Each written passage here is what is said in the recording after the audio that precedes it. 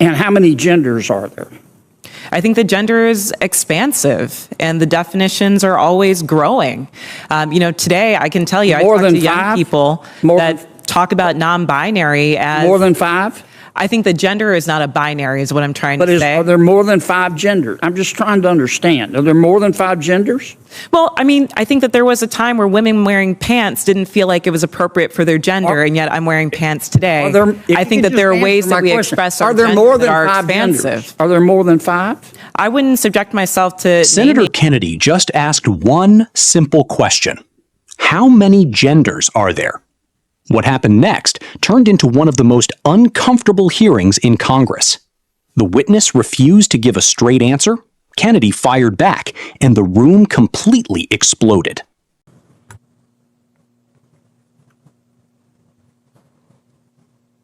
Senator Kennedy. Thank you, Mr. Chairman, and thanks to all of our witnesses here today. Ms. Robinson, I want to follow up by trying to understand your answer to one of Senator Cruz's questions. And if this is really a question, not a suggestion, do I understand your position to be that there are 2 sexes, but there can be more than 2 genders? I wouldn't even say 2, and we've got Dr. Lopez here as well, but there's also the definition of intersex. I think that often in these conversations we're conflating sex and gender, and I do want to affirm here that trans women are women. That is their gender. Okay, but I'm trying to understand, do you make a distinction between sex and gender? Yes, sir. Okay, explain that. Do you think there are more than 2 sexes? I believe that there's a definition for intersex as well that I want to acknowledge. But sex is assigned at birth. 3? I'm just trying to understand. I'm thoroughly confused. So you're born, I'm talking about biology, male, female, and what else? I believe that intersex is also acknowledged, but again, I'm not a doctor here. What I can say... what does intersex mean? ...is that there's a difference between sex and gender, and I think in these conversations we're conflating the 2. Well, but I want to start with sex, okay? There's male, there's female. When a baby's born, before the baby has had time to even have a sense of self, there's male, female, and intersex. There's a third sex. I believe that is true, but I would defer to Dr. Lopez as I'm not a physician. Okay.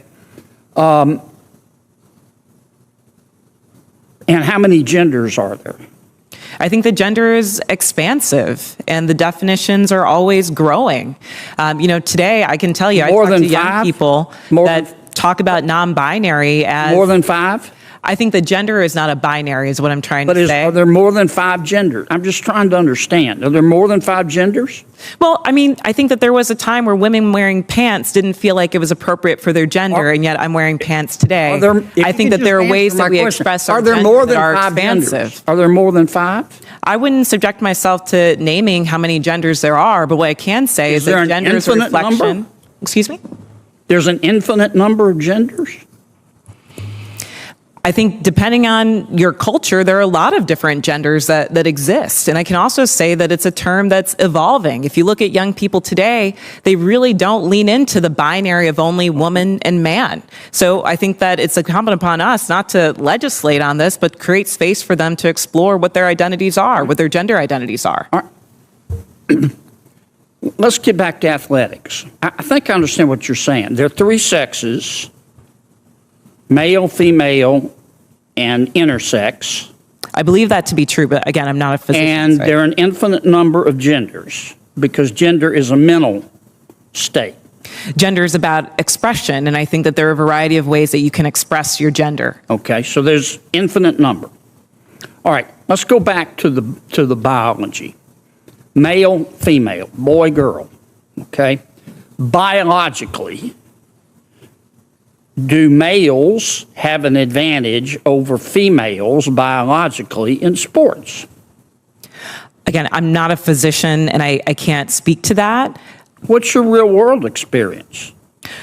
It depends. I mean, there are some people who are born male that I'm faster than if I were to sprint against them, and some that I'm not. Some males that are taller than some women, and some that are shorter. You don't believe that a biological male has a physical advantage in sports over a biological female? Not as a definitive statement. Give me an example. Well, no, I don't think. How many female members of the NBA do you see? Well, I can say that, there's been this news article about men that think that they could beat Serena Williams in tennis, right? That they think that they could actually score a point on her. And it's just not the case. She is stronger than that. What's your experience, Ben? Male, female? Both Serena and Venus lost to the 203rd ranked male tennis player, which they're phenoms for women. My experience, my husband, he swam at University of Kentucky as well. In terms of accolades and in terms of national ranking, I was a much better swimmer than him. He could kick my butt any day of the week without trying. Okay. I just think, Ms. Robinson, I'm trying to understand where you're coming from. I think you lose a lot of credibility when you don't concede that a biological male has physical advantages over a biological female. I mean, I just think that's a proven fact, and you really hurt your credibility. I understand you want the world to be a better place. I do too, and I don't think people ought to be discriminated against because of an immutable characteristic. I don't. And I think that I think everybody ought to be free to be themselves. And what you do in your bedroom or what I do in my bedroom with a consenting adult is nobody's business. But if what I do in my bedroom with a consenting adult, if I decide I want to tell somebody's child about it, then other people have rights too. And I think parents have rights. And I think biological females have rights to be able to compete fairly in sport, in sports. So I really think you hurt your credibility when you refuse to acknowledge that biological males have an advantage over biological females. It kind of makes me wonder about all your testimony. Thank you, Mr. Chairman. Kennedy. I'm sorry, go ahead. What I'm trying to say is that there is not a definitive advantage in all cases. Sir, I don't know if you believe that you could beat Serena Williams in tennis, but I probably think that that's not the case. There are not all cases where all men are physically superior to all women. And at the end of the day, in this conversation, we're not talking about that. We're talking about trans women who are, in fact, women, who deserve to play in a gender that matches their sports, who deserve all the benefits that Ms. Gaines is talking about. And as a cisgender black woman, I can say definitively that my womanhood is not threatened by a transgender person asserting hers as well. Senator Hirono. Thank you, Mr. Chairman. I thank all of the persons who are testifying today.